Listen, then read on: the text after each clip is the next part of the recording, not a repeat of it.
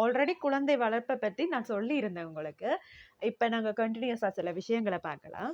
ஆ சின்ன பிள்ளைகள அடிச்சு துன்புறுத்துறது, இல்ல வேற ஒரு 3 பெர்சனுக்கு கிட்ட அவங்கள வச்சு பேசுறது எவ்ளோ ஒரு தப்பான விஷயம்னு தெரியுமா உங்களுக்கு?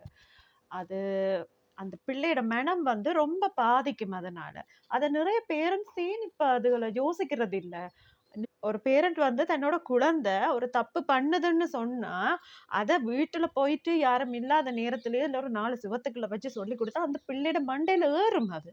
இது இப்படி செய்யக்கூடாது. அத செய்தா அம்மா அடிப்பாங்க. இல்ல அது தப்புன்னு சொல்லி அந்த பிள்ளையோட தலையில ஏறும்.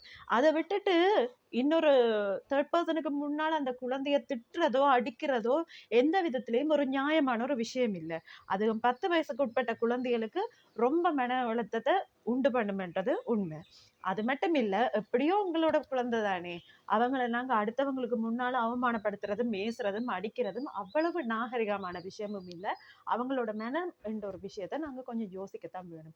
தயவு செய்து பெற்றோர்களே, உங்களோட பிள்ளைங்க மார்க்ஸ்லயோ குறை எடுத்தாலும் சரி, இல்ல ஒரு ஸ்போர்ட்ஸ்ல அவங்க ஃபர்ஸ்ட்டா வரையலன்னு சொன்னாலும் சரி, அதுக்காக நீங்க அடுத்தவங்களுக்கு முன்னால உங்களோட குழந்தைகள திட்டுறதோ, அடிக்கிறதோ நல்லதில்ல. அத கொஞ்சம் மாத்த பாருங்க. Thank you.